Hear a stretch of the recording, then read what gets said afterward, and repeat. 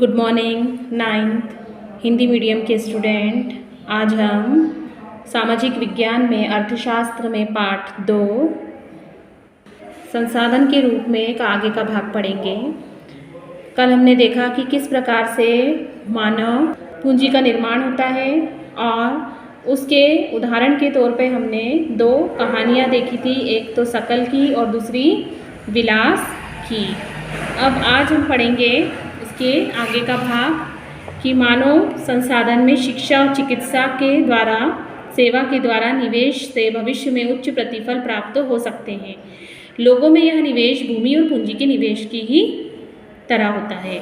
एक बच्चा भी जिसकी शिक्षा और स्वास्थ्य पर निवेश किया गया है तो भविष्य में उच्च आय और समाज को बड़ा योगदान के रूप में प्रतिफल दे सकता है। अब यह देखा जाता है कि शिक्षित माँ बाप अपने बच्चों को शिक्षा पर अधिक निवेश करते हैं। ऐसा इसलिए होता है क्योंकि उन्होंने स्वयं भी शिक्षा के महत्व को अनुभव किया होता है।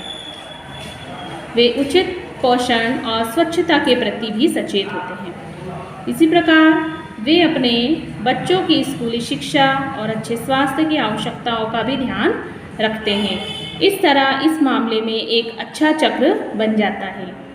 इसके विपरीत क्या है कि स्वयं भी अशिक्षित और अस्वच्छता तथा सुविधा वंचित स्थिति में रहने वाले माँ बाप एक दुष्चक्र सृजित कर लेते हैं और अपने बच्चों को अपनी ही तरह सुविधाओं से वंचित स्थिति में रखते हैं। वो आगे उनको बढ़ाने का प्रयास नहीं कर पाते हैं।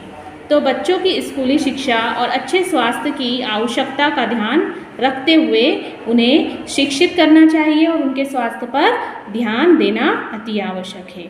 जापान जैसे देशों में मानव संसाधन पर निवेश किया है। उनके पास कोई प्राकृतिक संसाधन नहीं था। यह विकसित धनी देश है। जो जापान है वो कैसा देश है? विकसित धनी देश। वे अपने देश के लिए आवश्यक प्राकृतिक संसाधनों का आयात करते हैं। वे कैसे धनी और विकसित बने? तो उन्होंने लोगों में विशेष रूप से शिक्षा और स्वास्थ्य के क्षेत्र में निवेश किया। उन्होंने किस में निवेश किया? एक तो शिक्षा और दूसरा स्वास्थ्य। उन लोगों ने भूमि और पूंजी जैसे अन्य संसाधनों का कुशल उपयोग किया, सही तरीके से उनका इस्तेमाल किया। इन लोगों ने जो कुशलता और प्रौद्योगिकी विकसित की, उसी से ये देश कैसे बन गए? धनी और विकसित देश। इसका सबसे अच्छा उदाहरण कौन सा देश है? जापान।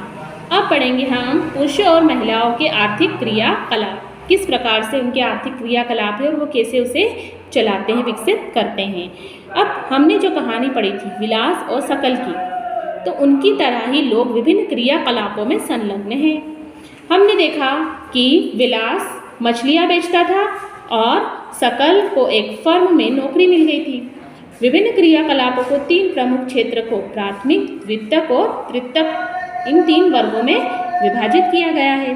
प्राथमिक क्षेत्र के अंतर्गत आता है कृषि, वानिकी, पशुपालन, मत्स्य पालन, मुर्गी पालन, खनन और उत्खनन। द्वितीयक क्षेत्र में क्या आता है? विनिर्माण शामिल है। और तीसरे क्षेत्र में क्या आता है? व्यापार, परिवहन, संचार, बैंकिंग, बीमा, शिक्षा, स्वास्थ्य, पर्यटन सेवाएं इत्यादि शामिल किए जाते हैं।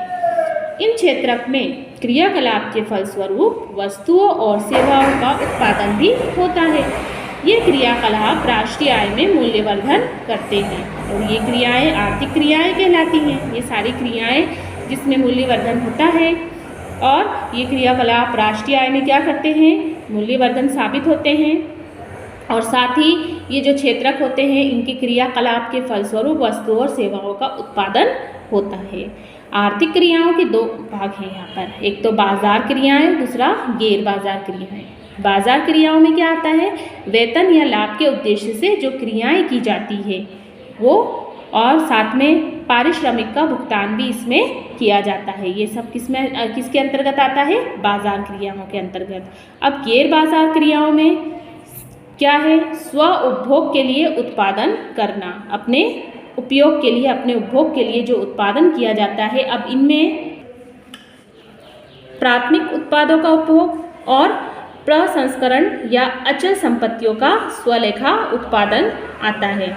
अब यहाँ पर एक क्रियाकलाप दिया है जो हम आगे समझेंगे उसी के बारे में कि ऐतिहासिक और सांस्कृतिक कारणों से परिवार में महिलाओं और पुरुषों के बीच श्रम का विभाजन होता है। आमतौर पर देखा जाता है महिलाएं घर के कामकाज देखती हैं और पुरुष खेतों में काम करते हैं। सकल की माँ शीला खाना पकाती है, बर्तन साफ करती है, कपड़े धोती है, घर की सफाई करती है और अपने बच्चों की देखभाल करती है। सकल के पिताजी भूटा खेतों में काम करते हैं, उपज की बाजार में बेचते हैं और परिवार के लिए धन कमाते हैं। अब शीला परिवार के पालन पोषण के लिए जो सेवाएं प्रदान करती है उसके लिए उसे कोई भुगतान नहीं किया जाता। भूटा धन कमाता है जिसे वह परिवार के पालन पोषण पर खर्च करता है। परिवार के लिए दी गई सेवाओं के बदले महिलाओं को भुगतान नहीं किया जाता। उनकी सेवाओं को राष्ट्रीय आय से भी नहीं जोड़ा गया। जो महिलाओं की सेवा है जो वो परिवार के लिए, अपने बच्चों के लिए, घर के लिए देती हैं, उसको राष्ट्रीय सेवाओं के अंतर्गत रखा ही नहीं जाता है। विलास की माँ गीता मछली बेचकर आय कमाती थी। इस तरह महिलाओं को उनकी सेवाओं के लिए तब भुगतान किया जाता है जब वे श्रम बाजार में प्रवेश करती है। मतलब घरेलू तौर पर देखा जाए, पारिवारिक तौर पर देखा जाए तो उनके श्रम को नहीं जोड़ा जाता, बल्कि उस श्रम को कब जोड़ा जाता है जब वो भुगतान किया जाता है उन्हें उस सेवाओं के लिए और जब वे श्रम बाजार में प्रवेश करती हैं। उनके पुरुष सहयोगी की ही तरह उनकी आय और उनकी शिक्षा और कौशल के आधार पर उन्हें निर्धारित किया जाता है।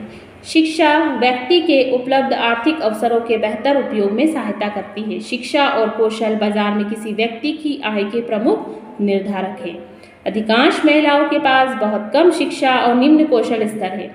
पुरुषों की अपेक्षा महिलाओं को कम पारिश्रमिक दिया जाता है और अधिकतर महिलाएं वहां काम करती हैं जहां नौकरी की सुरक्षा नहीं होती तथा कानूनी सुरक्षा का अभाव है।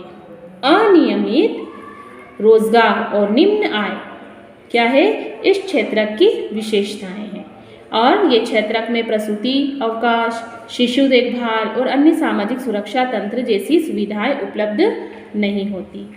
उच्च शिक्षा और उच्च कौशल वाली महिलाओं को पुरुषों के बराबर वेतन मिलता है और संगठित क्षेत्र में शिक्षण और चिकित्सा उन्हें सबसे अधिक आकर्षित करती है। कुछ महिलाओं ने सामान्य नौकरियों के अलावा प्रशासनिक और अन्य सेवाओं में भी प्रवेश किया है, जिनमें वैज्ञानिक प्रौद्योगिकी सेवा के उच्च स्तर की आवश्यकता पड़ती है। और अपनी बहन या साथ पढ़ रही किसी सहपाठी से पूछे कि वह क्या बनना चाहती है। तो यहाँ तक इस पाठ को आपको पढ़ना है और अगला पाठ जो जनसंख्या की गुणवत्ता और शिक्षा, ये हम आगे के भाग में पढ़ेंगे।